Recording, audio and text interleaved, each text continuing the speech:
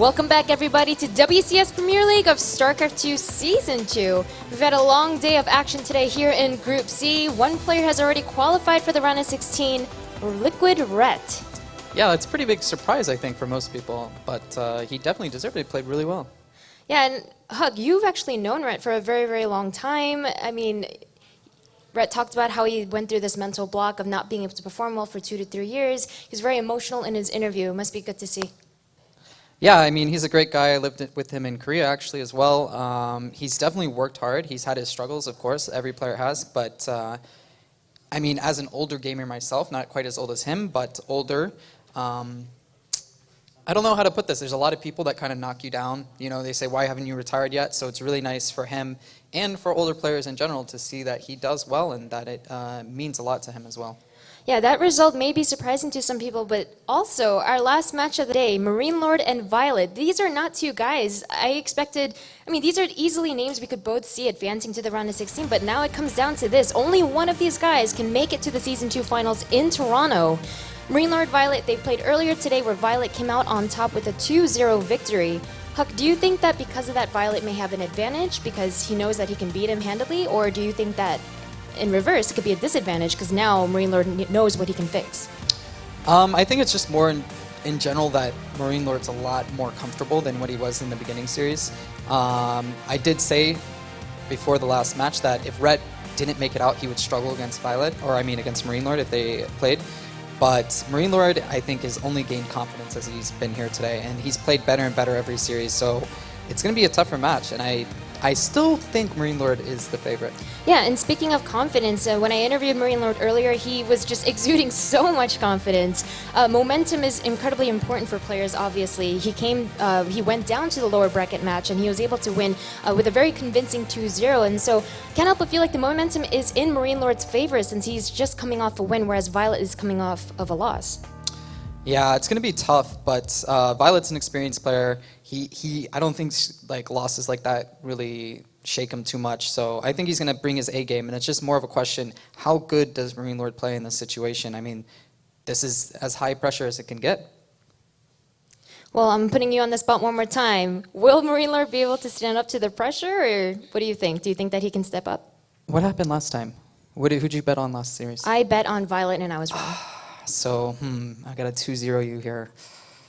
I'm going to go with MarineLord. MarineLord. So you're going to go with ViOlet? Well, I'm actually kind of rooting for MarineLord as well. It's always nice to see. I'll go ViOlet then. All right. It is what it is. I'll be rooting for MarineLord, Huck, ViOlet. It's time to find out which one of these players that will advance on to the round of 16 to join Liquid Ret. Our casters for this next series will be Nathanius and Kane. Thank you very much, Sue. Huck is ruthless. Cheering against his homeboy MarineLord. What a scumbag. Well, I mean, it's an interesting scenario. I mentioned this to you right before it came to us. Is like, you know, we have this tradition in WCS where there'll be groups, especially when we play like in the American side of WCS throughout the years, and it's the foreigner player, the non-Korean, ends up taking the first series at the start of the day. Then somehow they end up in the rematch at the end, and the Korean takes the victory. This is a situation where I think a lot of people are looking to see the reversal. And already, we're starting on Iron Fortress, which we've already got an interesting series in front of us. Yeah, Iron Fortress is an interesting map for ZVT.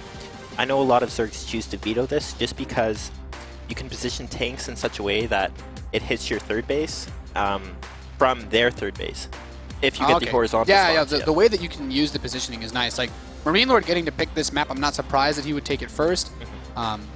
Definitely not a map. I feel like mech can be really tricky because you have that wide angle into your natural from the third, like no matter which third you take. So I would expect to see Bio on this map. Like the next two maps are going to be Coda and Echo, and I think both of those are reasonable for him to go either way on. But I'm very interested because honestly, I don't see too much. I don't play this map too much myself for TvZ. Do you play a lot of ZVT on Iron Fortress? I haven't played that many ZVTs. I have played definitely a few. I don't mind it that much, especially if you get cross position. I know MarineLord actually does like mech a lot on this map, but the way that ViOlet handled mech earlier, I don't know if MarineLord's going to choose to do that again, to be honest with you. He definitely has good reason to avoid that. And we are just now loading into the game. You can see, of course, we're going to have those cross spawns as spawning in the bottom right position. We have the red Zerg player representing Team Envy. He is ViOlet.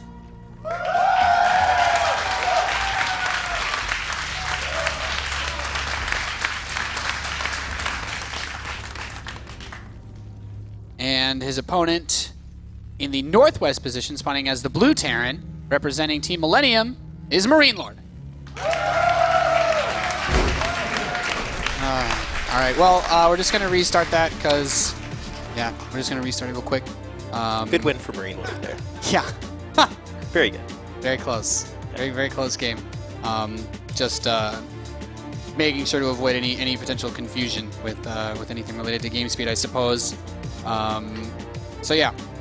There was an issue in Korea, I think a couple years ago now, where one of the games, and it wasn't realized until a couple months after, but one of the games was actually played on fast instead of faster, which is what tournaments use these days. And yeah, a couple months after it was realized that this happened, and there was quite a bit of a controversy around that. It's not too big of a deal now since you at least get notified, but Yeah, absolutely. yeah, it's all good. So we're just gonna re-go into it. Yeah. All right, so we're getting back into the lobby to go back into this game, and just making sure that the way that we set this up is all good. What do you like as far as strategies for Zerg? Do you think Muta is on this map for him, or the I really would roach say, pushes? yeah, absolutely. If it's Bio versus Zerg, I would definitely say Mutiling Bane, just very standard. Especially cross positions or even vertical is quite good for Mutiling Bane as well.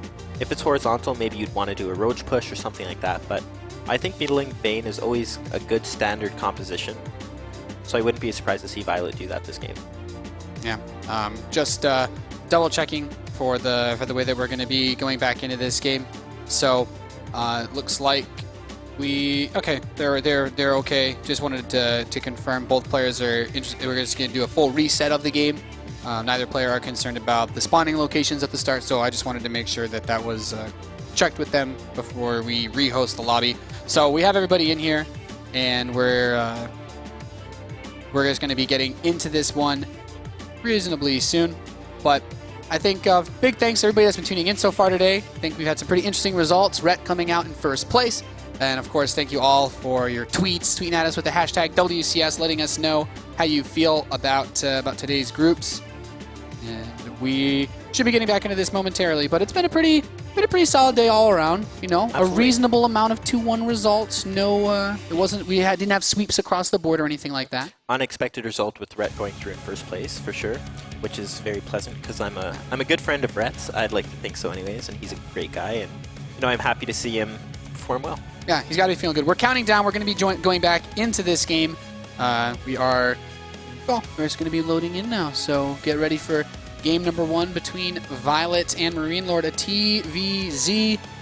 And I'm actually very interested that you mentioned that you've heard of MarineLord playing mech on this map, because I'm very intrigued to see how he would go about doing so. You have a very big main base.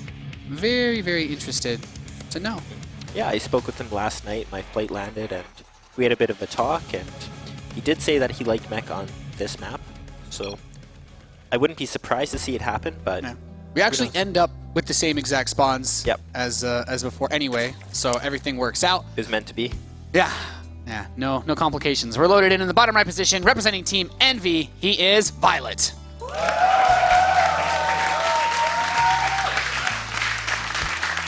And his opponent spawning in the northwest, representing Team Millennium. He is MarineLord.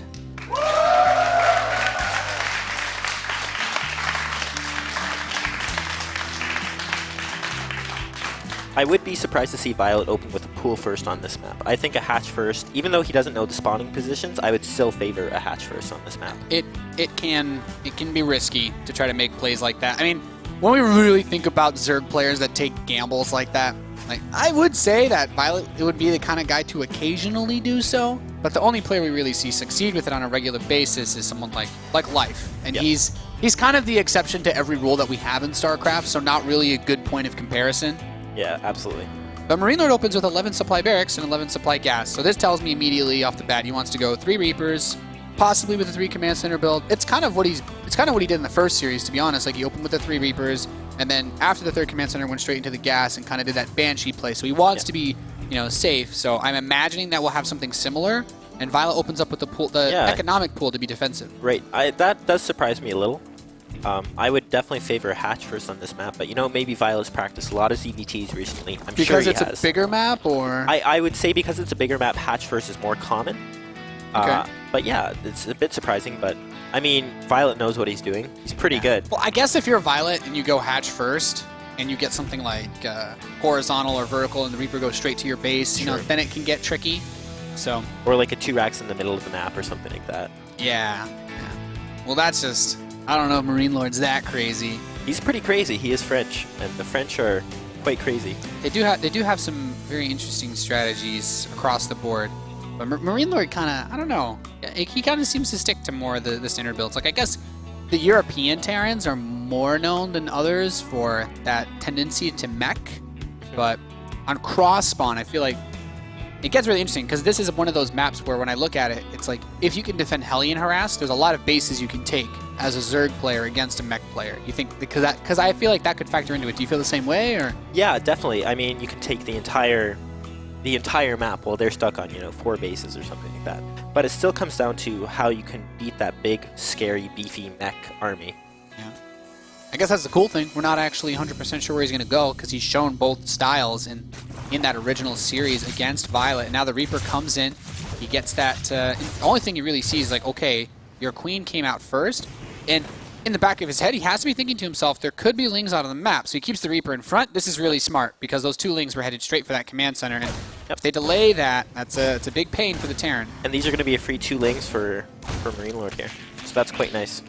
Yeah, doesn't lose the SCV, and now he's up to 3 Reapers. He has that other Reaper, the original one, out in front. So if anything else tried to escape, if he tried to get something out to put pressure on, it would be caught very quickly. You would see it right away. Yeah, so he's safe. He's safe. Safe. Hashtag safe. Yeah, it's all good.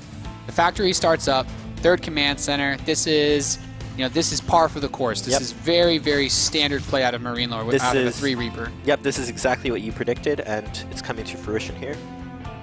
I mean, if the 3 Reaper, it just kind of it slows down the factory enough that you can pretty easily get that 3rd command center. The snipe on the tumor is actually pretty big. Yeah, that is nice because now it's going to stop the.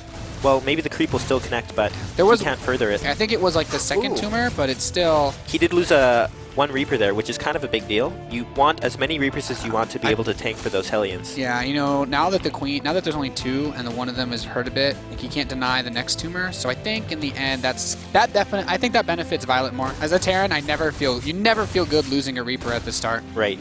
There's like unless you've killed like 4 drones. Like if he loses the Reaper after he kills like 4 drones, like in the first series, then you're like okay. Yeah. But you don't want to lose a Reaper without having like traded it for a lot more than you spent.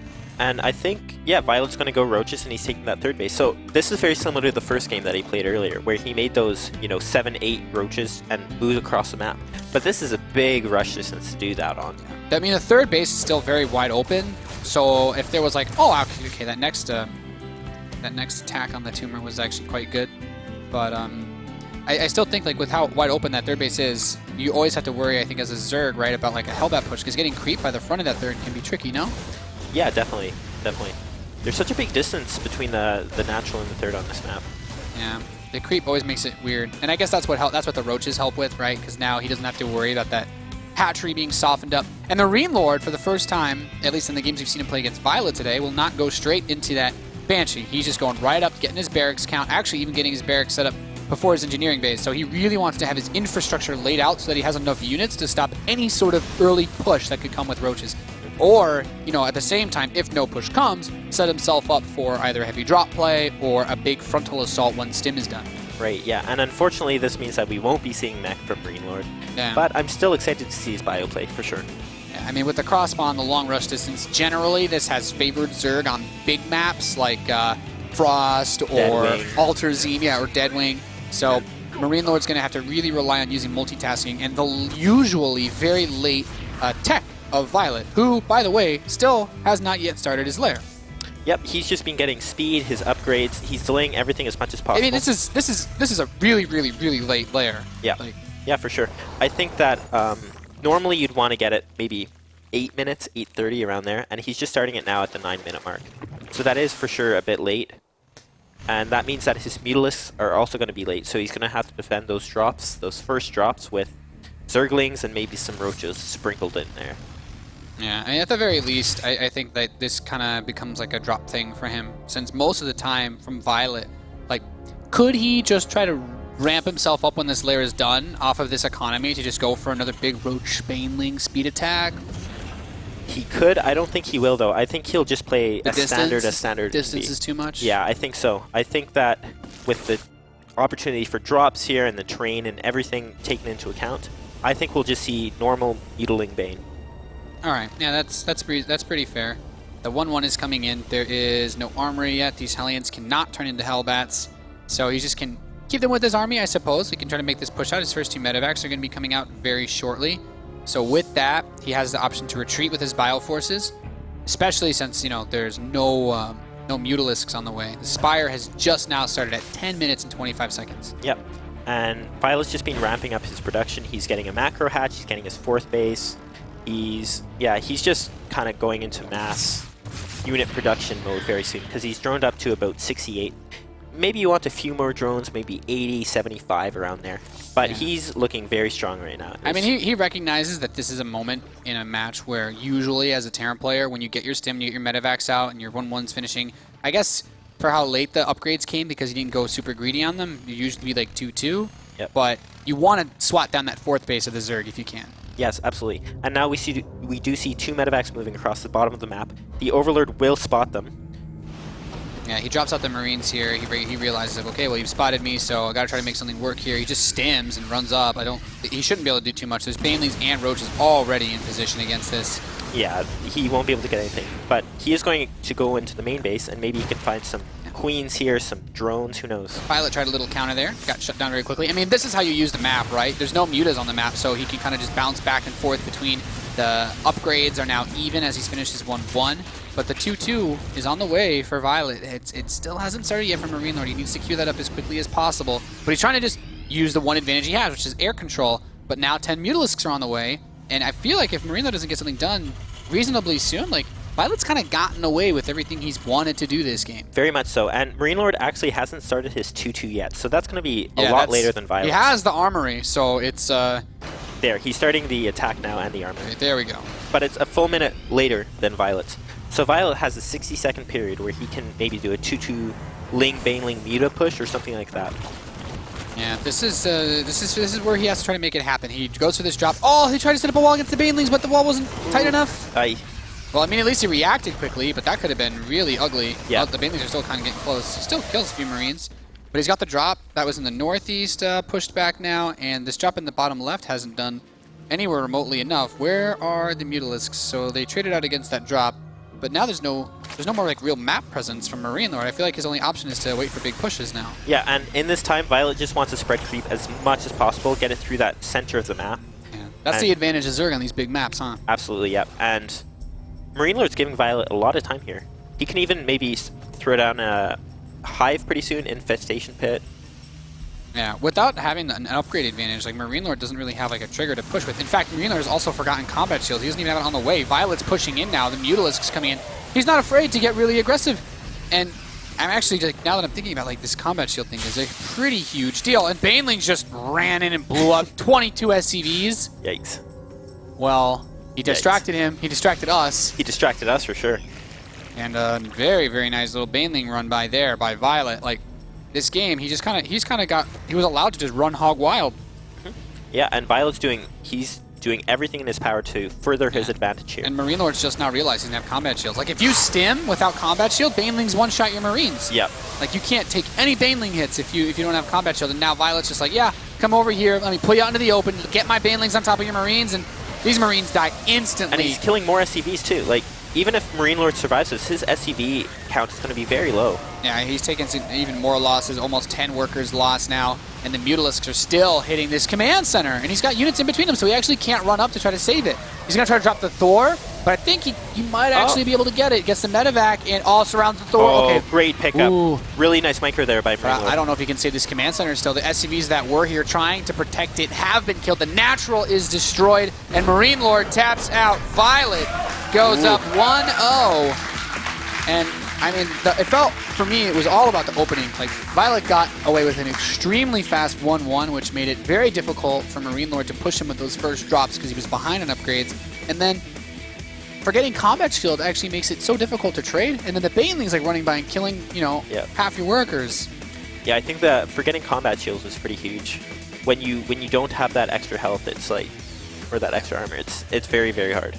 Yeah, not being able to take one Baneling hit makes the medevacs useless, because it's like, okay, you kill the Baneling, you maybe take 1 or 2 hits, but that leaves like a lot of your Marines low on health. But then if the medevacs are healing you, you know, you can still kind of play around with it. But exactly, since they all get like, you know, instantly killed, like you see here when the Banelings come up and detonate, all those Marines are instantly gone.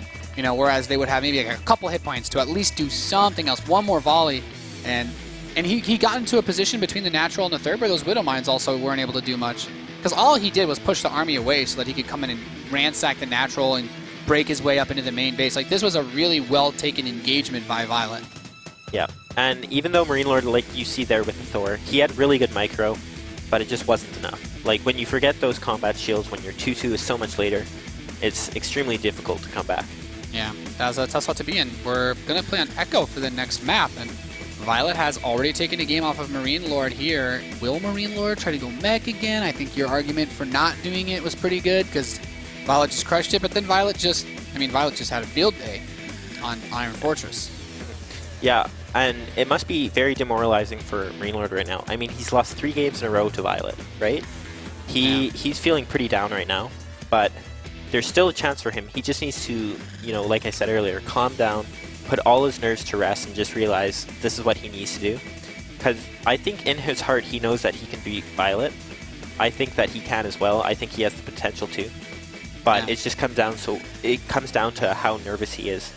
It's so tricky because if you try to play greedy versus ViOlet, the way that he just kind of throws in these roach pushes, like, it's so random. Like, just blank strip, 3 command centers, fast stim, double engineering bay before your second and third barracks. If you do that versus ViOlet, like the way that he played this game, I think you'd have a big advantage. But if he were to do that against the build that he used on Expedition Lost last time they played, like, ViOlet's roach push comes up and you just don't really have anything to deal with it. Like, if you survive, sure, you're in a great spot because 3 command centers and 2 E-bays, but he's like forcing MarineLord to do middle of the road builds that don't give him an advantage in any department at all. Yeah. And ViOlet's playing very safe in the beginning. Like, he's opening roaches. He's playing very conservatively. And so I don't see an opportunity for MarineLord to cheese him here. Maybe a 2 racks or something like that, but you really want to put that all on the line. I mean, when you're down 0-1 against a guy who's open pool first every game. Exactly. Yeah, I wouldn't risk it. ViOlet's playing very safe. And if I were MarineLord, I would play very, very, very greedy. Like, maybe a 3cc build into 2 Hellions into a bunch of barracks or something like that. Yeah. Like, hardly getting any map control. You gotta try to be greedy and play defensively. Like, put the pressure on ViOlet to make something happen, rather than play into ViOlet's game, which is, you know, keep you guessing just enough that you deny yourself any advantage that you could have otherwise given yourself. You know, it's really, really tricky. Like, it's not. I can't imagine it's a fun place to be for MarineLord. But at this point, he's just got to pick whatever he has that he does when he's on autopilot mode, whatever his like go-to strategy is. He needs to bust it out here because everything is on the line. If he loses this next game, he's eliminated in his Premier League debut. He will not make it to Toronto. Yep, and I actually picked MarineLord to make it out first in this group.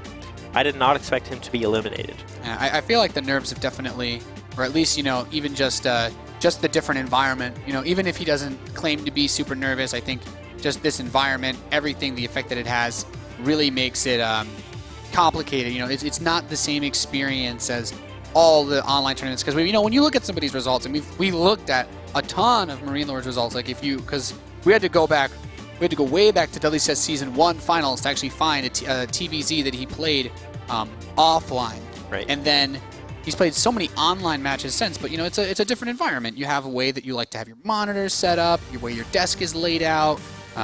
You know, even just like the lighting in the room, getting your mood right, getting in the zone.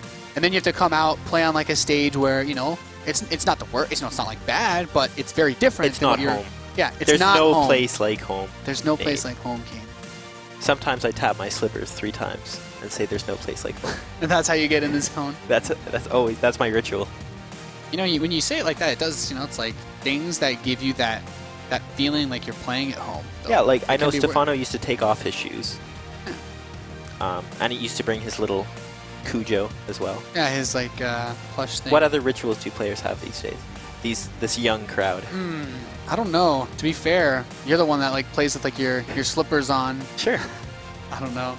Your music. Oh yeah. Like Hearthstone will always sing before the match. Like he'll put on some Nicki Minaj and. That's what Hearthstone listens to. Well, yeah, sure. He listens to everything. I think Justin Bieber, Nicki Minaj. I can't wait to ask him that if in tomorrow's group. That'll be fun. That'll be very fun. You could ask him for his Spotify playlist. Yeah. We had to do a remake on this lobby, so we are now, once again, everybody's in, everything is good, and we will be starting this game up momentarily. You guys are watching the World Championship Series Premier League Group C. This is the final match. This is the decider match. The winner of this best of 3 moves on to play in the round of 16 finals in Toronto at the end of June. They'll get to play live in front of an awesome crowd, and the loser will have to wait for Challenger next season. ViOlet being up 1-0, he only needs to take this map. He wins this map, he's in, he's good, he's gold. He's got more WCS points, more money, and an awesome weekend ahead of him in June. Very much so. And it will be awesome. He'll have a great time in Toronto. Yeah, Toronto is one of the best places I've had the pleasure of going to. One of the nicest cities in the world. One of the nicest cities I've ever had the With pleasure the of going nicest to. people. Yeah. Well, I mean that's part of the Canada thing, right? Well, yeah, of course. We're all very nice. We are loaded in though, guys. We're ready to see if this man can do it. Can he win this map and make his way to Toronto? He's ViOlet.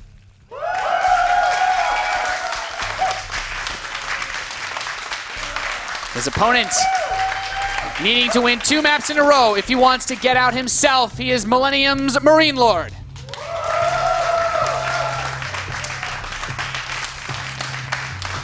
Do you think MarineLord spoke with 4GG at all before this?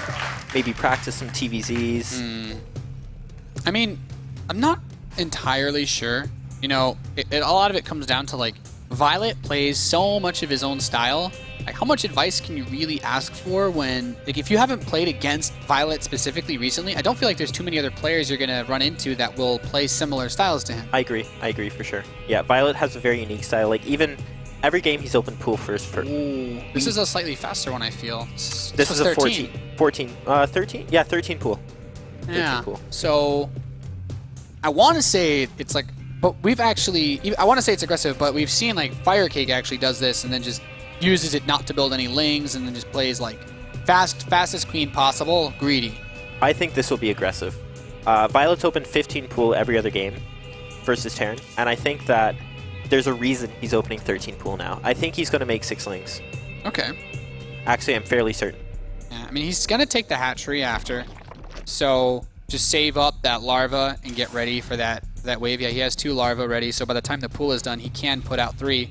I mean, can he actually do anything against this, though? Yeah, there's the 6 lings. You're spot on, Kane. Can he do anything?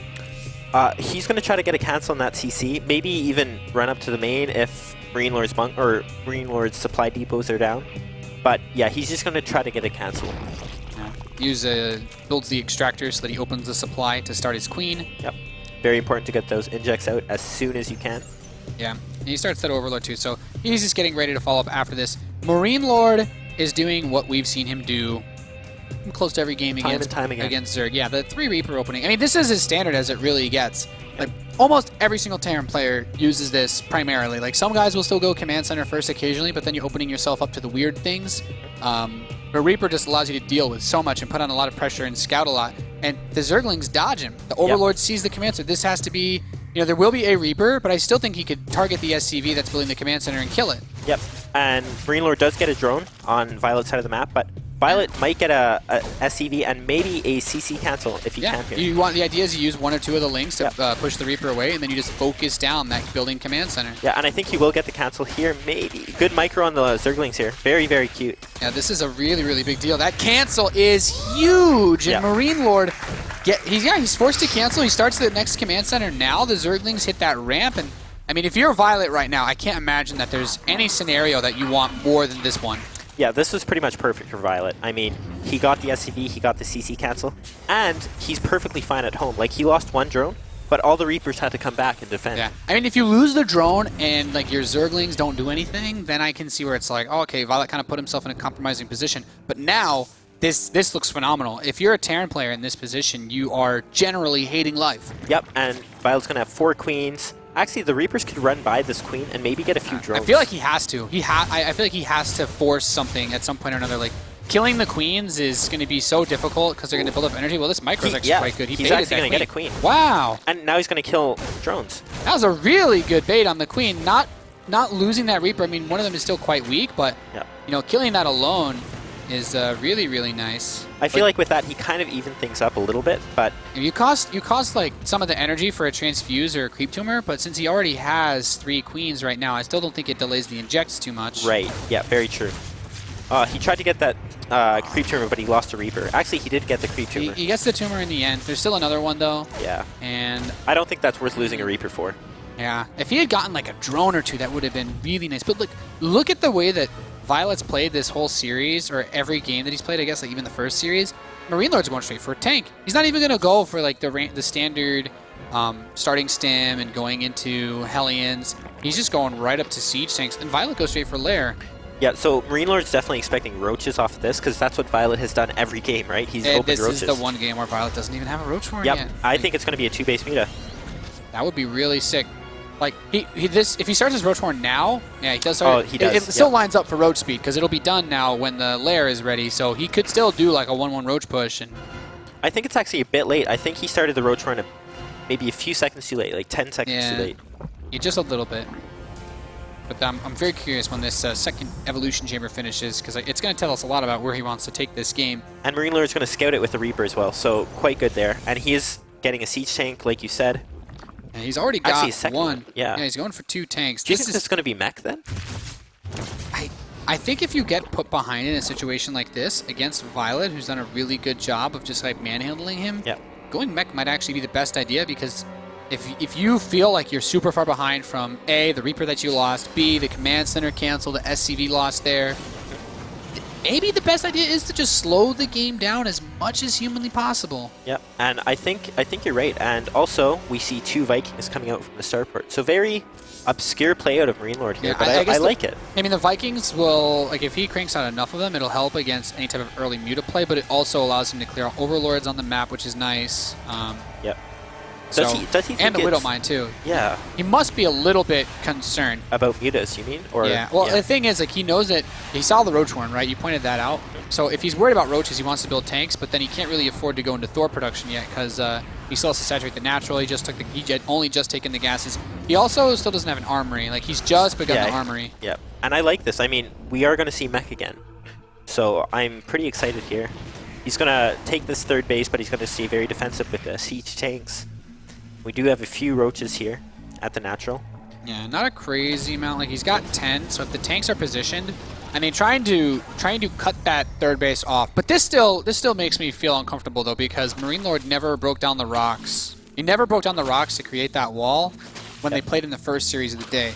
That gives me the impression that he doesn't see it as like a thing that he needs to do, or he maybe in some game he's played, he felt that it hurt him, you know? Yeah. So it's still very tricky, because now the 3rd base is under some pressure. It's like, does he want to commit to moving out and taking this? Because that makes him vulnerable at more spots.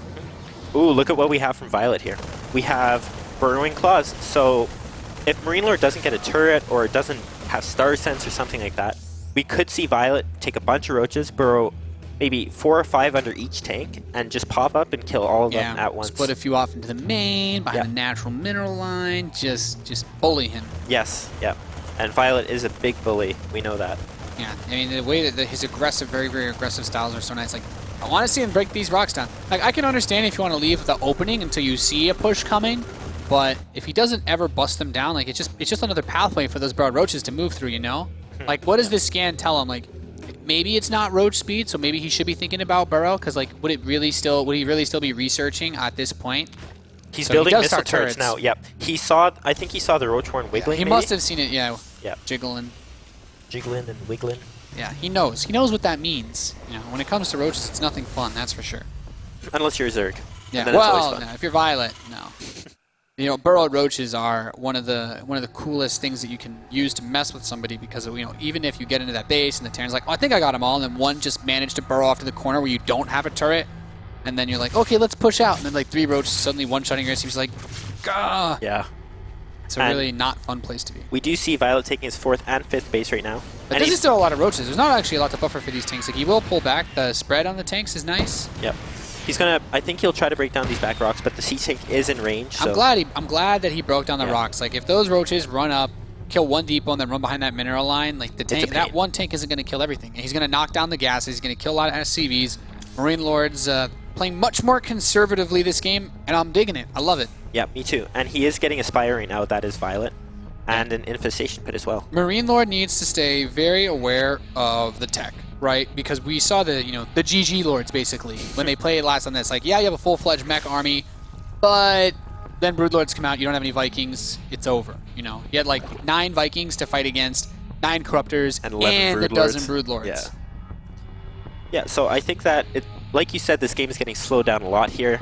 We're going to see what compositions these players come out with. But we are seeing a Hydra Den. I think it's really good. I think if MarineLord's intention, and I feel like he had to slow it down. I don't think if he tries to play a straight up bio game while being that far behind from the canceled command center and the little bit of damage he took, I think it's a very difficult position to come back from, especially when ViOlet has dominated him so much today. Absolutely. What do you think about this move out here?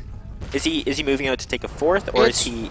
It's got to be for a 4th. Like, this Yeah. is not enough. Like, if you look at, like, just looking at the creep spread, like, there's 25 more roaches on the way. ViOlet is maxed. He's going to have close to 50 roaches with the queens. Like, if he pushes, like, this is a force that I think could very easily be overwhelmed. Like, he's... Yeah. And I'm you can't actually really really worried right now for MarineLord. And you can't afford to lose an army like this when you are going mech. Like, you need to Yeah. build up a big, slow army and slowly push across the map. You Yeah, can't and just. MarineLord... It's actually just counterattacking. Yeah, I think this is really smart. ViOlet's like, okay, if you're going to move out like that, you're not even max. Like, you don't really have anything here. He comes up, snipes a Thor, a tank finishes, but he can move over there. Keep in mind, now that he's inside the base, we could even see him try to use that burrow play a little bit, especially since he's getting closer to that production. Yeah, he is going to lose all of these roaches, though. Only one burrows, but then Oh. it pops up and dies right away. Unfortunate. I mean, he's still doing a lot. Like, he's chunked out a lot of this army. He did kill the 4th. Oh, Hellions actually managed to run by into the 3rd. ViOlet caught a bit unaware, and there's the scan. So even with the burrow, those drones are going to get fried. He kills 10 drones. He's lost 7 SCVs. There's burrowed roaches in the 3rd. Snipes the missile turret. Really, really smart play. Once that scan wears out, the roaches can do a little bit more dancing. But I actually got a really nice number of drones. That Hellion counterattack is like MarineLord's saving grace in this scenario. Yeah, he's actually ahead in SCVs right now. Yeah, he still lost a lot of SCVs, but the worker count for a mech player is especially not that big of a deal because he wants the gas more than anything else. That's what builds all the units that are going to win him this game. Yeah, so now the question is, ViOlet does have a bit of a bank. He's building Hydras and Vipers with it now. Yeah, this is still really tricky because if we look at what he's done to the way that MarineLord is set up, it's the same thing as when they played this map earlier today. And MarineLord is not as broke as he was, but he doesn't have a maxed out mech army. He doesn't have a crazy number of Vikings. Like 6 Vikings is good. 6 Vikings is enough to 2-shot a Viper. But with 3 Vipers on the map, like he should be able to get at least 1 or 2 blinding clouds off. Yep. So the spread is also very important on the tanks. Yes, absolutely. And I think he should just stay defensive here, take a 4th base, and just let ViOlet attack into him. I don't think he should move on to creep or get anything defensive. Like that. Yeah, I agree. Like get defensive, grind this one out, keep it slowed down.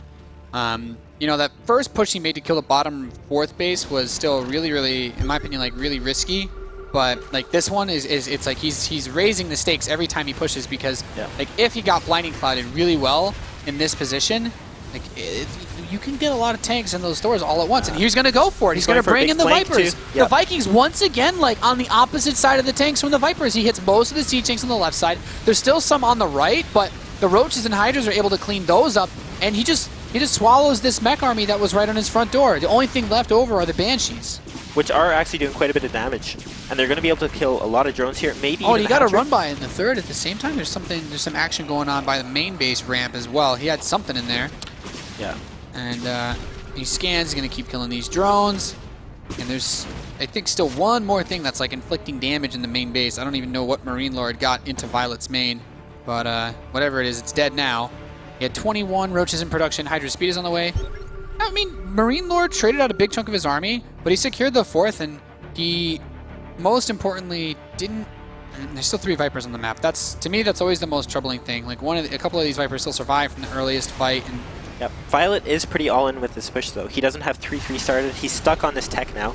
If he doesn't kill MarineLord, the Vikings... he actually gets one of the Vipers before it can spread any blinding clouds. Actually, most of his tanks are still operable, but the Planetary, if he kills this is still nice. He has other command centers he can float out, but, you know, I guess it could have been worse. Yeah, but now, I don't know, ViOlet's stuck on 2-2. His tech isn't very good. He doesn't have those swarm hosts that we saw last game. I feel like those are really missing out of his composition here. Yeah, he made really good use of them. He's just now started researching that that flying locust upgrade, so we could see him move in that direction. But still, I feel like it's too late though. I feel like he's waited a bit too long. It's going to be really difficult. It's going to be really difficult to make it work when he doesn't already have that very active force with a lot of Vipers, because MarineLord has focused more on it. He has a good number. He's got 10 Vikings, and we compare this to where he was when he was playing versus the Vipers the first time they played on this map, and he only had like 2 or 3, and he had like more Banshees than Vikings almost at the start. So it's all about getting that positioning, zoning away those Vipers. And these missile turrets also help with that. And he gets to scan, he kills a couple of Hydras for free. And MarineLord's actually taking the supply lead here. Once you get a maxed army with mech, it's so scary for the Zerg to deal with. Yeah, because then she starts to bank, and then you trade out things like Hellions and SCVs for Ravens. And once you have Ravens, that's when your army really becomes potent. Like, you can block the Hydralisk shots at point of French run in a big engagement. Auto turret harass is good. Secret missile will wreck Broodlord Corruptor Infester. Kills a couple of drones with this run by. 8 drones for a good number of Hellions. You know, for the Terran player, it's all about those gas units. Yep. So he's not looking to replace these Hellions, you know, with only more Hellions. We have tanks and Banshees in production. And we do see a run by of Ro32 to MarineLord's 3rd base here. I like this a lot. He's going to be able to pick off maybe a tank and a couple SCVs. Actually opts to go just for the SCVs here. Yeah, I mean, he's got some Hellbats and tanks running over. He's like, yeah, I'll kill the missile turret, okay. There should be a scan available with a number of orbital commands on the map right now for MarineLord. Quite a bit, I think. Yeah, he's actually, he has so many buildings, doesn't even show up on the building list tab. I think it's at the end there, 5 orbital commands. Okay, he's got 5 orbitals. Nice. Quite a few then. And now here come the swarm host to MarineLord's. Yep. They're heading to his 3rd base. The Flying Locust upgrade is finishing right now, so he'll be able to go for the aerial assault. What is here to defend? Very similar to last time, except that tank is even further away now. But you know what? ViOlet's still missing 3-3, and that's a big deal. Like, MarineLord's going to be on 3-3 before ViOlet. And this is going to be really tough if MarineLord does a huge push, which is, I think, what he wants to do really soon here. Now he's in a great position to go for this push. He even leaves some tanks behind, and there's like a changeling watching those tanks. Now the Locusts want to try to do something, but, you know, that's a whole minute cooldown now. So if they don't snipe the command center, like, he's trying to punish him for moving his army out. And now his Blinding Clouds actually hit all the tanks that are sieged. Another preemptive Blinding Cloud. And most of MarineLord's tanks unable to do anything. I guess a couple of shots he gets are still nice, though. Those are big shots, too. And these Hydras, they don't have that armor to really buff, you know? Yeah, he snapped up the command center, and then I guess needed to just back off a bit faster. But, you know, there's still that timer. That clock is ticking away, Kane, on that greater spire. He knows there's a spire. He's seen the spire. He has not seen that it's morphing into a greater spire. I feel like that's something you really need to keep scanning, because Broodlords could be his undoing again. Yeah, and these Banshees are trying to take care of the Swarm Hosts on the left side, but they run away. I mean, Swarm Hosts are so fast now that they can get away pretty easily. Yeah, I mean, it brings the Banshees and the Vikings back, so this next wave shouldn't do too much. He's going to pick off a few SCVs in that refinery. But I feel like this is when ViOlet can move his Roach Hydra army to the 4th base of MarineLord. Yeah, this is where he's had the most success, because he basically did it the same way that he did the last time that they played. The only difference is that MarineLord has banked up a few more resources. He had the 4th base a little bit longer, and now he's actually able to invest in Ravens. He has Corvid reactors, so they come out with a lot of energy. At some point or another, this will help him when he gets into a, you know, a big fight. And now he finds the Swarm Host too. Like, these bad boys have just been so annoying, such a thorn in his side. Yep. And MarineLord's actually playing quite smart. He's keeping the Vikings, well, he's keeping the Vikings at the 4th base in case those Vipers do decide to come. So now ViOlet's kind of in a tricky spot. Like, he can't find really any openings. He doesn't really have that many Roaches either to supplement this. He's going into Zerglings now as he rebuilds 5 of those very expensive Swarm Hosts. And you know what? Swarm Hosts are great for harassing, great for pulling the army out of position. But not for head-on engagements. Exactly. And if he takes a straight up fight versus Max MarineLord, I don't think ViOlet's army is ready. And now that the switch into Ravens is complete, like, you can't really go Broodlords because they're so slow. It's very easy to hit them with Seekers, and Corruptors are useless because Point Defense Drone will block all their shots. Like, you need to get into a position where you can bait out the Point Defense Drones because they don't last that long, and then run away. Yep. But even that is very tricky. Like, if the Terran plays it right and they take the fights on their own terms, you're going to have a really hard time doing that. And he starts a Fusion Core with 2 more Starports. You know what that means? We're going to see some battle cruisers, Kane. Some BCs, yep. I love me some battle cruisers. I do not. I really do not like you them. play Zerg, that's right. Yeah, I can understand why. Well, that just reminds me of the really sick game that we had between Bunny. That Bunny played in that against Betrayus. Yes, yeah. That was a wild game. Betrayus did end up winning that, I think. Didn't he? Yeah, it was pretty sick. It was pretty sick. It was all about them ducks. And now the Swarm Hosts are coming in. There's a lot of Swarm Hosts this time, by the way. He's got 12 of them. That's a huge amount of supply into this harass. And you know, he picks up the command center, and I guess this is becoming like a mule-only base. Like, mule it, don't put anything here that's actually worth anything, Yep. and just play smart, because he's continuing to stack on those Ravens. And this Hydraless count is not enough to win a fight. Like, so much of his supplies in those Swarm Hosts, all he has aside from the Swarm Hosts, 3 Queens, 24 Hydras, 2 Roaches, and 16 Lings. Like, he can win a head-on fight, like, very easily, even if he's Blinding Clouded, just because the Point Defense Drones will outlast it. Yep. And MarineLord's actually moving almost his entire army here. Yeah, and the next wave of Locust does get spawned out. But these are going to be pretty useless. I don't think they'll be able to make it to yeah, the he actually forced out the spawns so early that they can't really do too much. They actually do last a long time, though. So maybe they'll just get there. Yeah. But either way, we see the Still Swarm Host annoying. moving back. Like, he's relying on this Great Wall of Spines, right? He's got 20 Spine Crawlers, but when you have a 3/3 mech army, you punch through this pretty damn fast. The Great Wall of Spina. Yeah. He's got a really, really good defensive setup, but the problem is so much of his supply is tied up in the Swarm Hosts. Like, his actual army is pitifully small. Yes, and we do see 12 Mutas coming out, but the Vikings are there. Like, He has Thors. 12 Mutas is actually not a threat to this air army, because Point Defense Drone will block those things too. And then you can just use your Vikings that have 3/3 upgrades. I think his plan here is to sacrifice his Hydras and maybe remax on Mutalisks. I guess. I don't know how successful that will be with the PDDs. Yeah, he's going up to 24. So let's think about this. There's 3 Thors and 10, 11 now Ravens. Like, unless he can burn all the Raven energy before the Mutas come into play, like, I guess if the Dream is still alive, but then when you have so many Mutas, it's also very difficult to split them against, like, 1 or 2 Seeker Missiles peppered in there. And now he sees Mutas. This is really, really important. Yeah. Yeah, for sure. Now he knows that he needs, you know, more Thors. Yeah, it which starts immediately 3 Thors. He's going Thors. 16 more Mutalisks in production. ViOlet has 22. She's going to be at, what, 38? Look at the upgrades on the Mutas. They're 0-1. I'm like 1-0. Yeah. They're useless right now. I mean, he's going to be able to kill these tanks, but the Thors, here's the big thing, Kane, because I know that you know this. Without the Carapace upgrade being done yet, those Thors are going to two-shot the Mutas, like, and they will absolutely Shrek them. And actually, because they have +3, I think he needs more than +1 Carapace, right?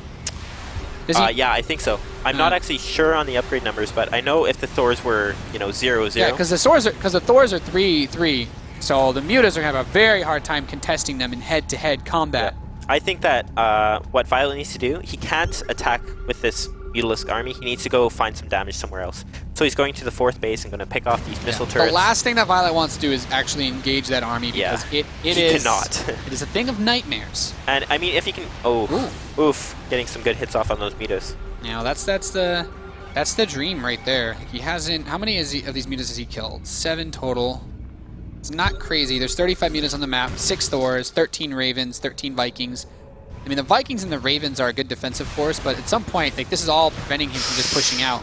Yeah, that's a lot of Mutalisks. And I mean, if he just shaved off another 4 Mutas. Yeah, and one big misstep, and I mean, ViOlet could be in huge I'd love trouble. to see MarineLord get a few more Widow Mines defensively in exchange for, I guess he already has pretty low SCV count, but I would really like to see him get building armor for his missile turrets. Without the upgrades for the Mutas, I think building armor would have like a really big impact defensively. I think so too. Ooh! Takes a big shot there from that Viking. These Mutalisks are trying to find some damage, but, you know, MarineLord's pretty well defended. He's bled out 16 Mutas so far. Already, yeah. And that's, you know, that's 1.6k gas right there. He can't afford to be sacrificing so much resources on. Yeah. And eventually MarineLord will reach a position where he can say to himself, I don't think I can lose to Muta Harass anymore because I have so much defensively postured. That's when he pushes, and that's when I think ViOlet I think that's when ViOlet dies. I don't think he can actually stop MarineLord's army now. MarineLord, I think, has reached the perfect mech army. Like, this is the army that he needs that almost nothing can stop. I think so too. Yeah, I mean, he has Ravens, he has Vikings, he has a lot of tanks and Thors. It's pretty much everything a young the Thors Terran are boy actually could want. the Thors are actually quite good against the flying locusts because they have they count as light units. So it's like, okay, you picked off a Thor and a tank, but the whole wave of locusts is gone. That's something like there's 10 swarm hulls. That's an insane amount of supply that's just tied up now for a whole minute. Yeah, ViOlet has a really good harassing army, but not a good fighting army. Yeah, and that's kind of what he needs at this point, is a really good fighting army. But like realistically, what even works now? Like getting Vipers in position for Blinding Clouds for Ultras is the only I can think of. But even that, like with how many Vikings there are, the Vikings, and like it's a very, very difficult army to beat. I think maybe Ultralisks would be your best option at this point. I mean, I guess. But I don't know what his melee upgrades are. I think they're actually non-existent, to be honest with you. Yeah, he does not have any whatsoever. So I think that Ultralisk would probably just die. I think that ViOlet is in a lot of trouble at this point. A lot of trouble. Yeah, and now we see him just getting ready to push forward once again. He's like, okay, there's a Locust. Well, just Vikings fire on are those. Gonna kill those. The Mutas are going to go for the counter. This is, this is all his army is really good at. Yeah, and this is what he needs to do. I mean, like, this is his only option at this point. Yeah, and he's just trying to retake all the bases that he lost early on. The Ravens and the Vikings alone are going to go back to fight because he knows, he's like, I have so much energy, I can actually just point defense drone, and my army is still safe because I have so many Thors. Safe? Yeah, he has 8 Thors with his main force, so like, there's no, you're not going to crack this with Mutalisks. Yeah, and even the Vikings come back and just deal with the Mutalisks themselves. And this is fine, and he has high-sec auto-tracking, so those missile turrets have more range there, it's easier for them to defend. Yeah, ViOlet, I mean, MarineLord can just pick off the bases at the edges and just go from there. I mean, those are the only bases that ViOlet are really mining off of, so as long as he can kill that, I think he'll be golden in this game. Yeah, this is the ideal position for him. Like, ViOlet right now is just trying to open up some sort of opportunity. I think he's looking for like a money fungal with these infestors coming up from Neither of these players are really rich, by the way. Like, MarineLord built this army, but he doesn't have much banked up. He's taken a lot of hits economically. Ooh, but he only he's looking has for a that huge fungal here. Only has one mining base. Oh my god. Oh my god. It helps, but the air army is still so spread out. Yeah. If all of those had been clumped up, then I would have hit Seekers on the Infestors too, and the Banshees get the rest of the Infestors. Yeah, and that was ViOlet's one hope. That was what he was banking on. I mean, if you had all the air units stacked up in one hex, then I can see it, and then you like bait the Seeker missile onto his own army. That's what he needed, yeah. That's like realistically, that's all I can think of, is if this air army gets clumped up enough for one fungal and he Seekers you, and you actually suicide your unit into his air force so that the splash kills himself. But now, like, he's achieved the ultimate army. Like, MarineLord should be able to just push through now. Like, he's building Zerglings against mech. MarineLord is throwing down point defense drones like he doesn't care. Yeah, I think he knows at this point that he's got this game in the bag. He's got energy for days, dropping the auto turrets, and then soaking it up. I'd Manor Mule at this point, for sure. You would, Kane. You would. But MarineLord's going to continue to push in towards the third base. He does not want to be eliminated here. Not here, not today. As he makes this push, and I don't think it can be stopped. So what he's going to try to bring this series back to a 1-1 standstill. ViOlet loses the rest of his Mutalisks, and he's going to dip below 100 supply. GG. MarineLord ties things up. Bringing it back. In the World Championship Series Premier League Group C decider match, MarineLord is just 1 game away from his recovery after a brutal start to this best of 3, after a brutal loss in the beginning of the day. We started the day with MarineLord playing again with ViOlet in the second series, and it just did not go well for him at all. Yep. But now he's finally managed to get some sort of foothold in this series. The final map is Coda, so that's still a map for things to get tricky, because that was the map where he had a really nice advantage when he played him in game number 2 in the first series that they played today, because like he had the really nice lead, and then he just threw away a lot on his drops. He threw away a lot. Yeah. And he had like everything in position. He had everything that he needed to play a really strong and advantageous, I would say, mid-late game. But right before all this production kicked in, big Roach Baneling counterattack hit. And that was enough to secure the game for him. So it's very interesting. Yeah, we did see some advice from Mr. Libo Chang, who we will see playing tomorrow. Xenocider. Yeah. So America's current reigning Terran champ? Sure. Right next to you, right? I think Levo's a couple notches higher on the ladder. Let's not assume anything. All right, well, Coda, we are in the lobby, and MarineLord just wants a little break. Minute. Yep. Just give me a minute. It's like, man, that game was so intense. You know, he's actually a relative of Napoleon. What? No. Damn it, Kane.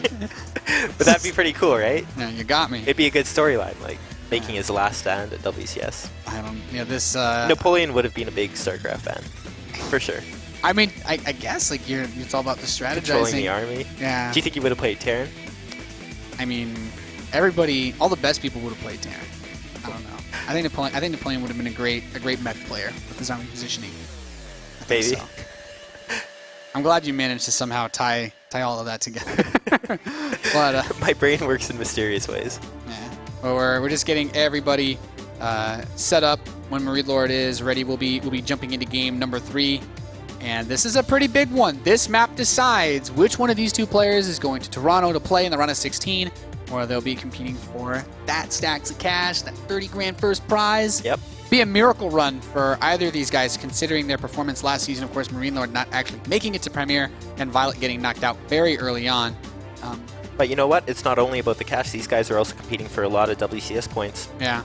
And both of these guys need a very deep run, because the way that WCS works, it's like if you don't manage to get something going early in the year, it's very, very difficult to catch up to everybody else who has such a massive lead. And Bunny being number 17, he's played in close to everything. He's played in DreamHack, he's played, I think, both Infinity tournaments, Yep. He played in, of course, WCS. He had a really good run last season. He did. But you cannot stop. As soon as you lose momentum, it becomes very difficult to recover. So if these guys want to even have a dream of that, they need to make a miracle run this season. We are loaded into the final map of the day. Ladies and gentlemen, we're on Coda in the northwest position, spawning as the blue Terran from Team Millennium. He's MarineLord.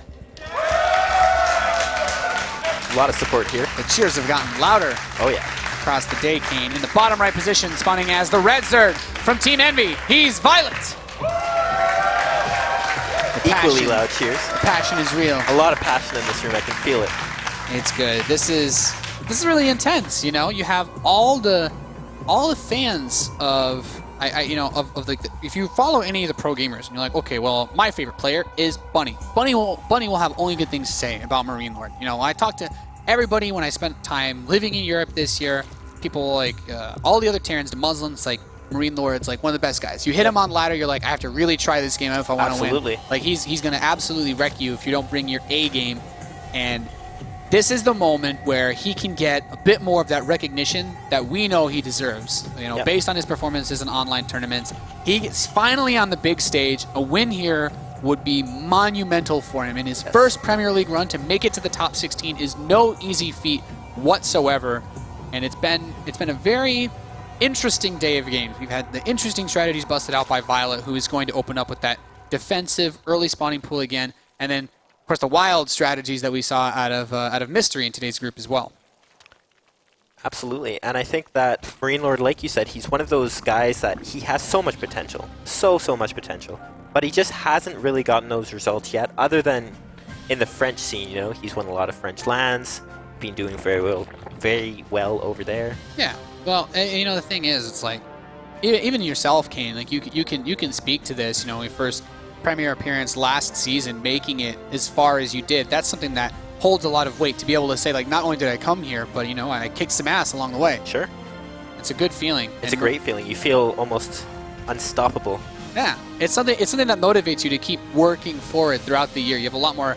It feels like all the things that could have gotten in your way aren't maybe as big as they seem. So for MarineLord, this is a very, very important match. ViOlet's been here. He's had deep runs in WCS. This is more a test of, can he keep up his his status as someone that people view as a high-level player, because he's had that rocky back and forthness to it. He's opened up with a reasonably quick gas too, it looks like, unless he's just he doesn't need the supply for it, so not that purely gasless play this time. Yep, and the Queen is going to be able to defend this. ViOlet shouldn't lose any drones with proper micro, and he doesn't. which is expected of him. So now we have to ask ourselves the question, Kane. The only map that MarineLord won, and he actually builds his high ground command center again, because still worried about those fast lanes. He's very worried, yeah. And this time ViOlet didn't build them. But the only map that MarineLord won against ViOlet today, he played mech. Yep. Do we see it in the final game of the day? I don't think so. I think that ViOlet would have learned from his mistakes. I feel like MarineLord should mix things up a bit now and should go bio. All right. I wouldn't be overly surprised to see mech, but I don't think he should. His bio setup on this game when they played on this map when they played last time earlier in the day, his bio setup was phenomenal. He was I felt like he was ahead. I felt like he was in a great position until he threw away all of his army with the first drop. Like that was that one mistake because the Spore Crawler was there and then one of his medevacs just kind of sat there and waited for the Queen to hit it 3 times. You know what I want to see from ViOlet here? A big cheese. I want to see some... I was getting the same vibe, honestly. Yeah. I was like, you know, I don't think this would be like a terrible scenario for like a Roach Bane or anything like that. Because every game, MarineLord has opened up 3cc. And he's doing it again this game. Yeah. And I want to see like a Roach Baneling or something like that for ViOlet, but I think it's a bit too late now, maybe. He's still mining gas, but it seems like he's more interested in making like aggressive plays off of layer tech. You know, Absolutely. like the big Roach swells that, like you said, and when they play, like what he did when they played on this map earlier, that big Roach speed push with the +1, and it's quite difficult to stop. MarineLord's still going to go into the starport. He doesn't want to play super greedy. He refuses to go for the super greedy double engineering base straight after 3rd command center build. Yeah, and I think it's smart because he knows that ViOlet is capable of those really, really aggressive builds. So I think playing safe, getting a Banshee out like this is quite smart. Yeah, no need to take chances.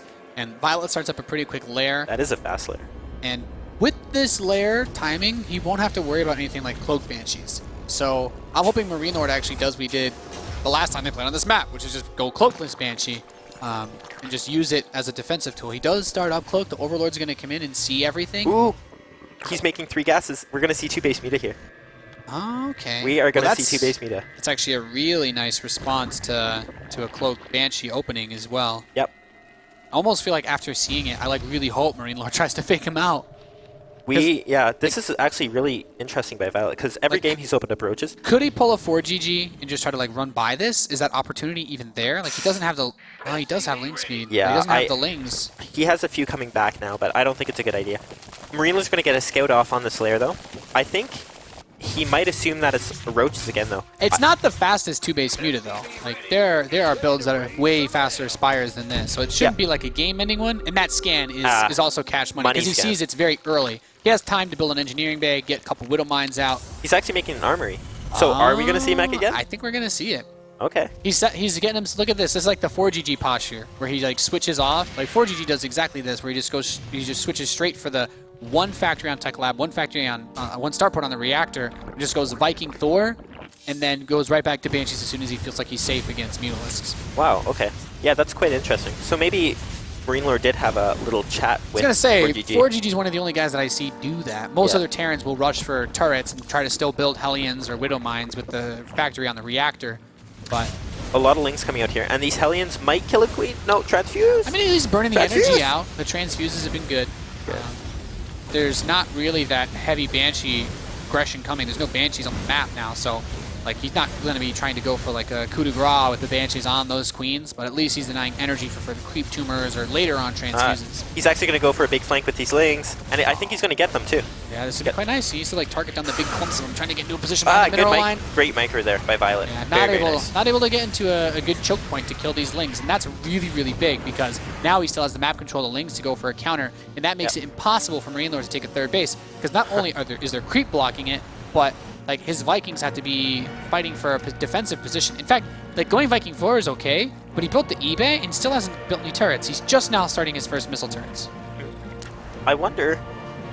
Yeah. Like, there's really not anything on the ground that can actually stop the lings from like pushing in super hard. He had to land the Vikings. And ViOlet, I think somehow he knows that it's mech again, because I think seeing that many Vikings has to be like a sign. Yeah, because he's going straight into roach upgrades again. Yeah, I think this is really smart play. So something that's really, really good against mech these days, and sometimes you'll see Koreans do this, is a 2-base muta into 3-base 1-1 push with roaches. Well, it's super strong. It's like going back to Wings of Liberty. Before you had swarm hosts, you would go, it's like, okay, you would go for the either open roaches into mutas or open mutas into roaches. And it's all about just bouncing back and forth and keeping the Terran on their toes. And since you don't have that swarm host option anymore in Heart of the Swarm, it's right back to the bouncing between mutas and roaches. Yep. And yeah, like you said, MarineLord's third base is going to be super late because he doesn't even see the creep yet. Yeah, it's a very, very interesting scenario because it's going to take a little time for that creep to dissipate. There's few worse feelings as a Terran. Then you fly your command center over, you like look, you're like, why isn't it landing? It's like, that's in the way. So MarineLord has a lot of Vikings, but you know what's not good against roaches is Vikings. Yeah, it gets really tricky because he's done a really good job of forcing out a lot of these. The switch back into Banshees is really smart. Like I think as soon as you have enough Vikings that you feel comfortable, you should always go back into Banshees. 4GG did this a lot actually in his mech games. And it's a pretty popular trend for Terrans since it just gives you so much more firepower against roaches. He could actually swoop in with those lings right now and kill the Thor, but I don't think he's really looking for anything right now. Yeah, he cut a lot of his Hellion production to afford all those missile turrets. Yep. He doesn't have too much of a ground presence. Wow, that is such an early hive. Look how early that is. Oh my god. After 2-base Muta, straight yeah, into that's a... He's recognized that like MarineLord also doesn't do like the crazy fast pushes. Yeah. But I think MarineLord's also slowed down enough. Like he can't, like MarineLord isn't set up to do one of those like 160 supply big pushes, like the all-in type ones. Yeah, I feel like ViOlet has a pretty good, he's at a pretty good spot in this game, I think. And that factory getting peppered a bit. One of them actually not done yet. It's gonna start an SCP now. Yep, there we go. go. ViOlet's creep spread is quite good right now. He could get it a bit further, so I think we'll see. Yep, there we go. But the way he's spreading it, he's going to take the bottom left base. It's going to cover that one. He's spreading it in every direction, which is very good as well. Yeah. Yeah, he does have it pretty good on the right side, too. So ViOlet just kind of playing ball here. I mean, the thing is, when you're playing mech, you always have the opportunity, if you're positioned and well aware of the opposing army composition, you don't get like too supply blocked or, too many macro errors. There's always a way to slow the game down to the point where you can eventually be like deciding things with, actual army positioning rather than just like, oh, did you make more stuff? Because if he pushes out right now, the macro advantage of Zerg will allow ViOlet to crush him, but MarineLord just has to play very slow, very, very patiently. He cannot afford to try to force anything in this position. So one thing I find interesting is ViOlet's actually stopping at 1-1 upgrades for the ground units, and he might actually, this is almost like an all-in in a way. Like if he doesn't do a lot of damage with this, he's going to be stuck on a not so great unit composition with not so great upgrades. But this first push is going to be so hard to stop. I mean, he has 6 Vikings, but the Mutalisks are going to preoccupy the Vikings, and maybe the Vipers can swoop in, maybe get some blinding clouds, some abducts maybe. Well, really think about like what allowed MarineLord to deal with the Vipers in the last game was he invested reasonably into Vikings, and he has those 6 Vikings again. So he can 2-shot the Vipers, but he still has to be able to get them, because like if there's 3 Vipers, he needs like 6 volleys then, and that's enough time to get 2 blinding clouds down on top of this army. So keeping the tank spread is also still tantamount to his chances at winning this game. Yep. We do see 2-2 starting now for ViOlet. This push is pretty scary though. But so is MarineLord's army. Like those Banshees are pretty scary, and the missile turrets at the front are very smart.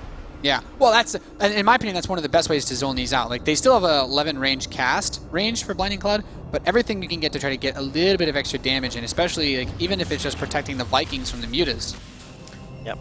Here we go. It's starting to move in here.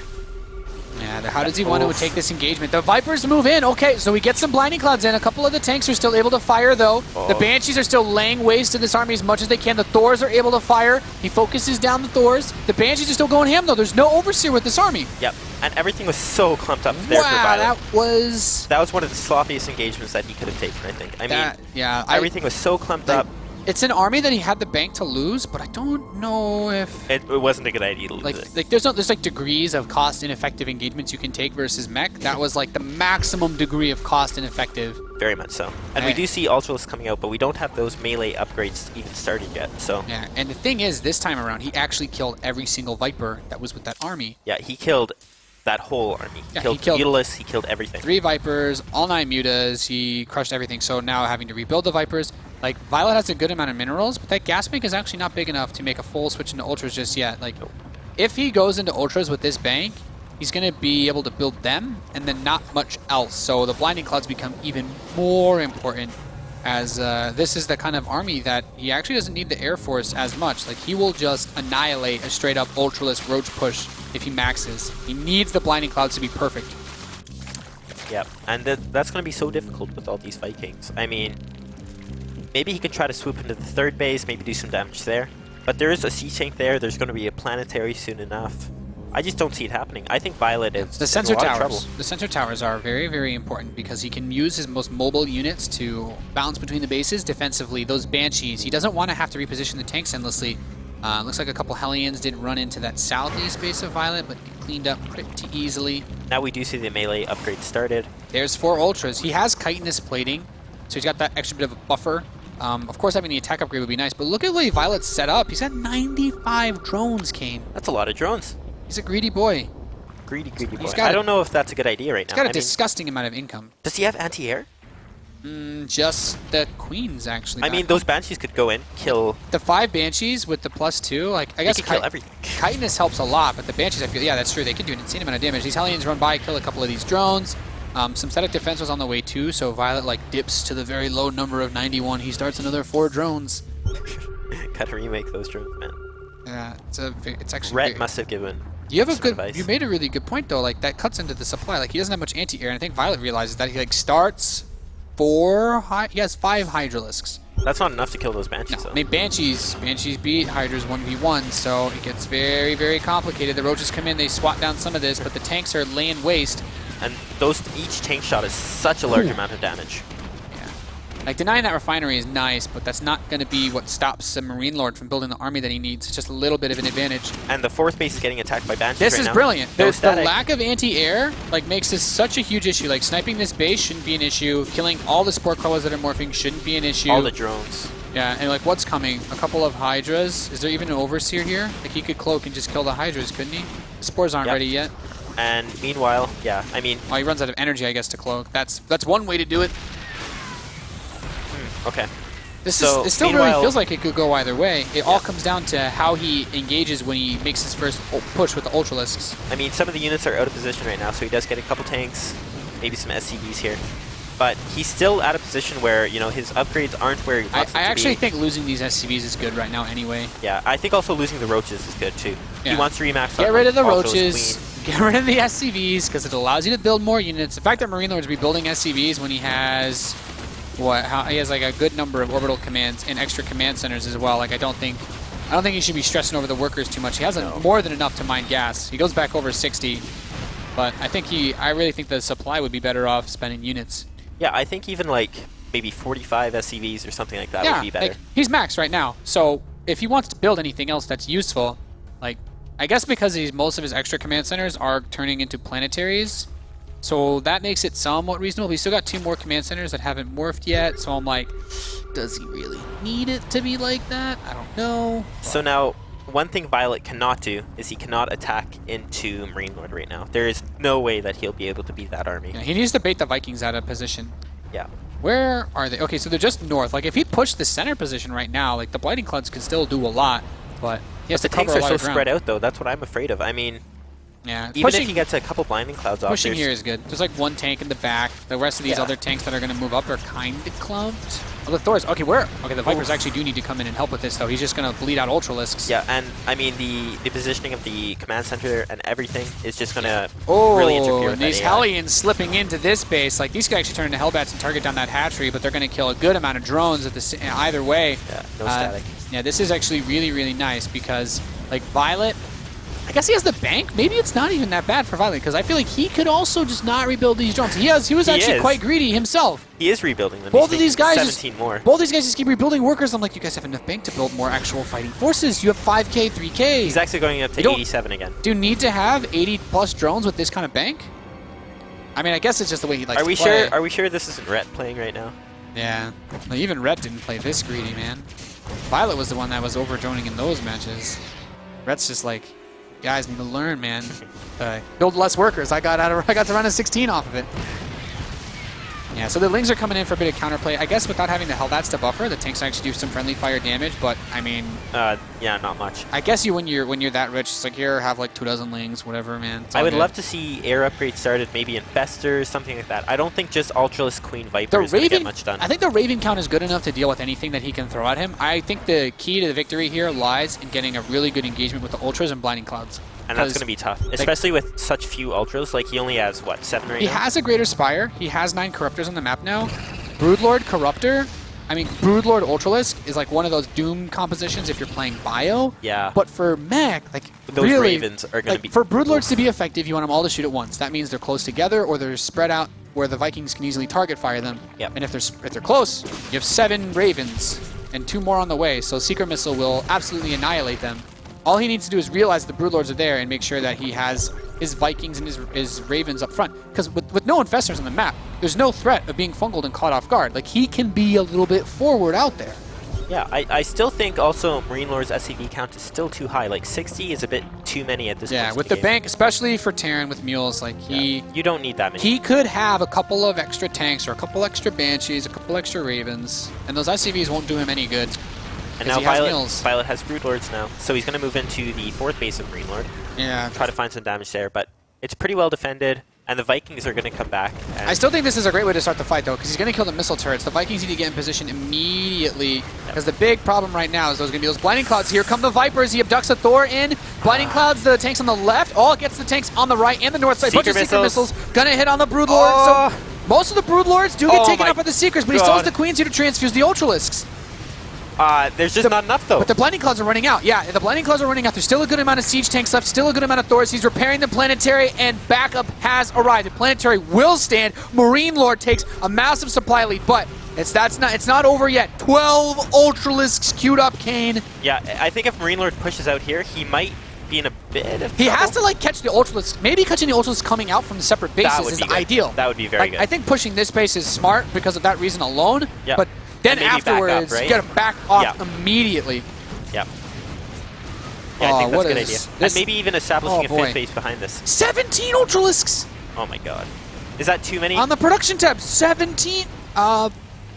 At some point you gotta, yeah. How many Ultralisks is too many? 17. Okay, here's what's going to happen. So MarineLord's playing this properly, okay? He's backing up. He's going to take a very defensive position. ViOlet's going to go for one last attack, I think. With 17 Ultras. With 17 like, yeah, Ultras. that's one way to burn through your bank. Yeah, and I think it's not going to go well because I think what's going to happen is that all the tanks are going to be spread out. They're just going to kill the Ultras immediately. I'm nervous that he's still moving around. Like, I'm sure ViOlet realizes that the less time he gives him to posture himself, the better. Like, he scans. Oh, Okay, the auto turrets are actually quite nice That's defensively. He knows there's no link, so he's not even going to siege up. Oh my He's God. not even going to siege up. He uses the auto turrets to buffer and But the then just blind- runs away. And the Banshees are still going ham. And all the Ultras are clumped there. Oh, caught in a choke point in this mech army, laying waste to the Ultralisks. Oh. What a phenomenal engagement taken by MarineLord. There's still 11 Ultras on the map. Where are the rest of the Ultralisks? There's like 5 of them just kind of AWOL. Okay. They're everywhere. Now they've shown up, but But now he's not even max. Like, his if you army's pretty small now. imagine if he sandwiched that army with the Ultras. That would like, be insane. That's like the Zerg dream. But Yeah. now I think ViOlet, the remax on that Ultras, like, it was so smart for MarineLord to realize, like, it's only Ultras. So if there's no Lings, like, he doesn't actually have to siege up to fight Ultras head-to-head with Tank Thor. This engagement is pretty good for ViOlet, actually. Yeah, he might clean up all the ground. Just having those Zerglings mixed in draws so much fire from the tanks and Thors. Like, he will be able to clean up this big push, but the problem is there's Banshees. still a lot of other late game power. Yeah, exactly, the Banshees. And what else is he building right now? More Ultras. Pathogen Glands has just started, so he wants to dump the rest of his bank into Infestors, but there's still such an air presence. I think these Banshees should be able to just carry him through the rest of this game, to be honest. And he's kind of only mining off of one base at this point. Like, he doesn't have an economy anymore. ViOlet's broke. Yeah, and MarineLord is still mining very decently, actually. And he has enough supply and enough orbitals, and for some reason still has a pretty good amount of SCVs too, so I guess remaxing will be easier for him now that the engagements have gone so crazily. But MarineLord is looking in a dominating position. You know, he wins this game, and he's in his first Premier League season in the round of 16, carrying that French flag, carrying those delicious French baguettes. The relative of Napoleon is doing quite well. Damn it, Kane. 8 Infestors are on the way. He's He's gonna look for that money fungal again. ViOlet is throwing the deep ball once again. I don't know how far 8 Infestors are going to be able to throw it, though. I don't think very Like, far. he can't max out. So what like if the infestors get the fungal, what kills the air units? 8 hydras. He has point defense drone. I think right? that he So just needs to fungal continually. Like, I think what ViOlet is hoping for is he that stacks army needs everything. to be really stacked. He needs to Yeah. bait a seeker missile onto his own units because I don't think he I don't think he has enough fungals to actually kill this whole army unless it's all within the space of one fungal and then nothing else can shoot. Like that's the Yeah. problem. The Thor should be able to hit him if he's close enough to get chain fungals. I think that, yeah, ViOlet's kind of hoping for a miracle at this point. Yeah. It's really risky. I mean, the thing is, like, okay, so MarineLord doesn't want to throw the game himself, so he gives ViOlet a lot of space to rebuild and get up this massive, you know, this, and I don't want, you know, it's like somewhat massive army, but now he's ready to push, he's ready to bring an end to this. There's Good I fungal. mean, Very good fungal. that's a really good fungal. The Hydras are going to work too. Needs to plant down some, actually needs to plant point defense drones. There we go. It's just not enough, though. Yeah, he has all the Banshees shooting the Ultras below too, so it's just, you can't do it. Yeah, it is a great fungal, and like all the air units are dead now, pretty much. Yeah, he did a really good But- job of cleaning up the air, but thing is, it's like, kill all the air, and I have no money to transition to air myself. Yeah. So, yeah. Plus, Yeah. they're still Thors, so it's not like you're going to go into mutas. Even Broodlords, you can't afford enough to actually stop the Thor count. Very tough position here for ViOlet. I mean, I guess Violet's just realizing now, he's like, well, it's kind of over, but I gotta try. I gotta see if I can just make something happen, because, you know, this is it for him for this season if he loses this map. And considering the position that he was in after the start of this game, I quite liked it for ViOlet. Yeah, I mean, especially because, you know, he had won 3 games in a row against MarineLord today. And then these last 2 just didn't go his way. Yeah, I was like, MarineLord needs to win the next 2 if he wants to climb out of here, and he's pretty much all but done it. Like, ViOlet is just, you know, he's just trying to crawl away. He's wounded, and MarineLord's just chasing him right now. He's going to put him down. Yeah, he's just chasing him. He's ready to bring an end to this. MarineLord wants to go to the Run City. He wants to go to play in front of that awesome crowd in Toronto next month. And I think with this next push, this should be where he puts the hammer in the nail in the coffin, because there's no more Vipers, there's no more Blinding Clouds. If he fights, it's head-to-head, and the Hellbats wreck all the wings. Now the Thors and tanks can do their thing and kill these Ultras with the support of the Banshees, with the support of these auto turrets, and MarineLord, your French Terran, is going to go to the round of 16. GG from ViOlet. MarineLord advances on in the World Championship Series. MarineLord's going to be very happy tonight. After the way this day started for MarineLord, he really approached this second series in a different breath. He covered up the biggest holes in his gameplay that we saw in the first series. You know, the Blinding Clouds annihilated him when he tried the mech in the first game. And then coming into the second series, he stuck to his guns. He's like, okay, if I could take my win in map 2 with mech, I might as well stick to it for game number 3. And it was awesome. Yeah, I think he really calmed down. I think he played his game, you know, the game that he practiced, he played. And that's what you need to do in a tournament environment like this. Yeah, I mean, it can be so stressful. You know yourself. You know, it's very stressful. Yeah, absolutely. And he recovered by the end of the day. I'm really proud of him, because, you know, there's so many people that tout this guy as like up and coming to be, you know, potentially one of the best foreigners over the course of the next year. I couldn't be happier for him. I'd love to hear what he has to say. He's on the main stage with Smix. Let's find out. Thank you very much, Nathanius. Congratulations, MarineLord, on advancing to the round of 16. After that victory, I saw you immediately put your head in your hands. You were obviously feeling a lot of emotions. Tell us, what are you thinking right now? To be honest, in the first game, I felt like I wasn't playing like at home. My bio wasn't good. I didn't macro well. So like, I just said to myself, let's goodie. Maybe with that strategy I can do it, you know. Like the first game on Echo from the first series, I saw that ViOlet was doing quite well against mech, but not very well, like people like Snot, Firecake.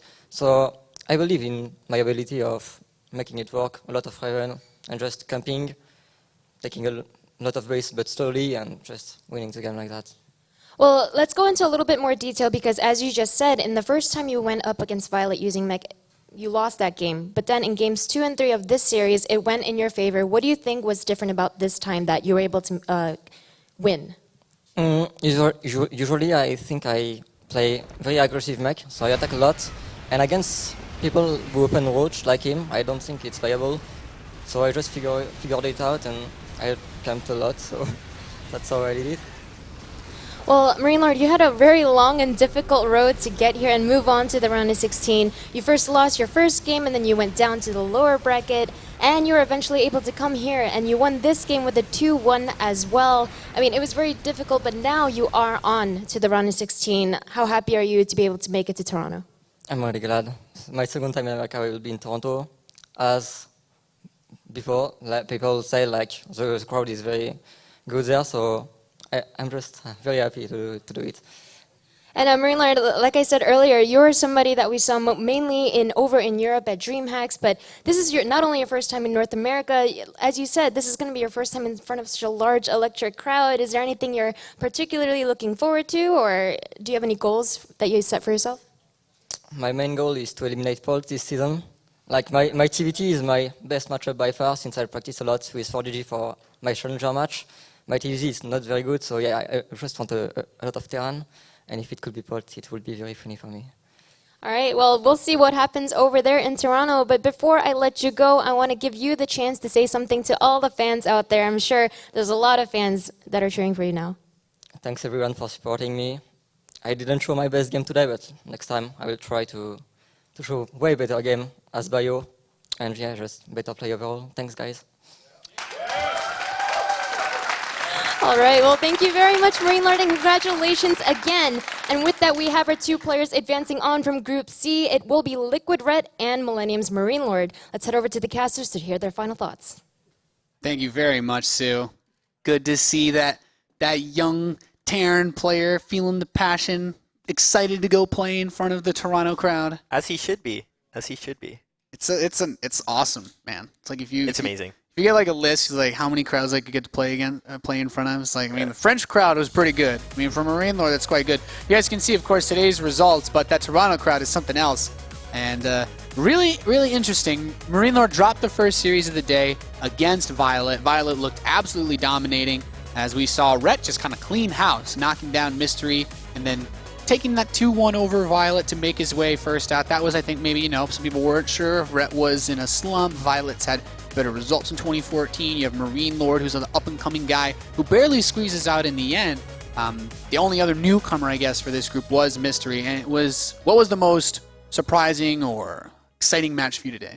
For me, it was probably actually the ZVZ. I really didn't expect Rhett to make it through, and he did. And I'm very happy about that because he's a good friend of mine, of course. So is ViOlet. But I think a lot of Liquid players are really happy. I mean, yeah. As a Terran, I'm super psyched for MarineLord being able to make it out. Let's head back over to Sue for the end of the show and final words. Thank you very much, Nathanius Huck. It has been a long day, but we do have our two players from the Group C secured into the round of 16 with Liquid Red and MarineLord. And those two players were obviously very emotional with their victories, but for different reasons. Yeah, I mean, like you said, Red's a very seasoned player. He's been here, he's done that. He's had his own struggles, and he's come a long way. But it's like that special kind of feeling. It's MarineLord's, biggest result to date. It's in a high-pressured situation. You could see, the tears in his eyes. You could see his voice being a little shaky.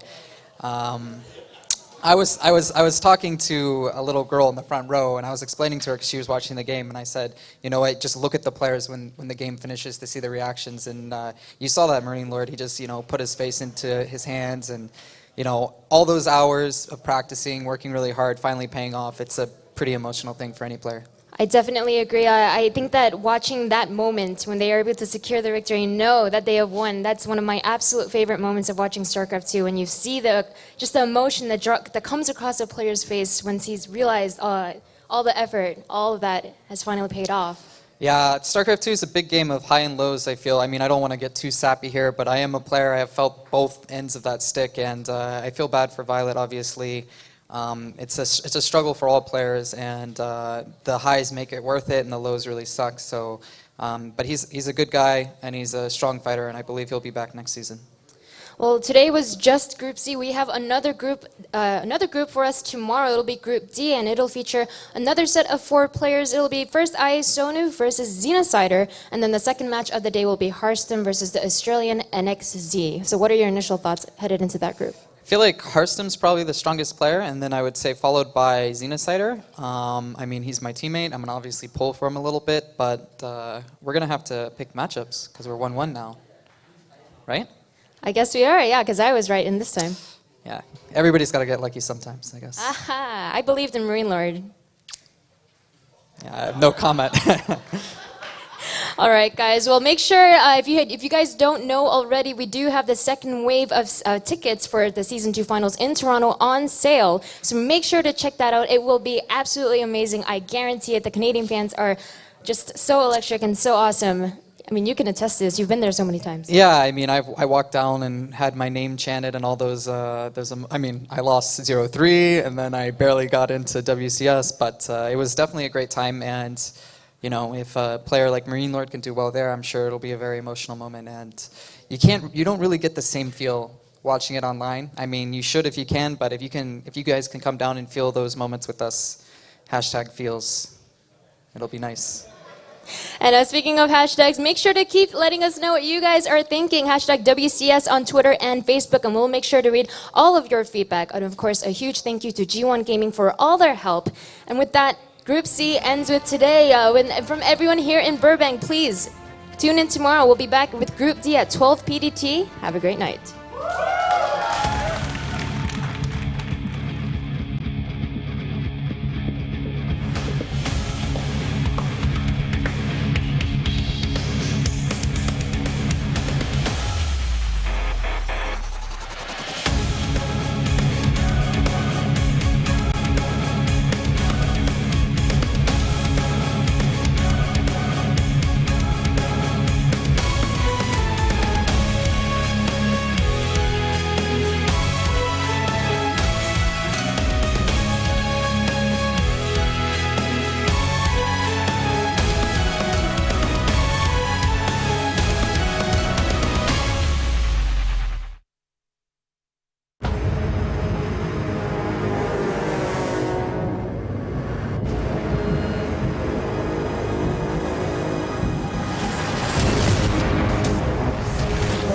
One game away from the crowd.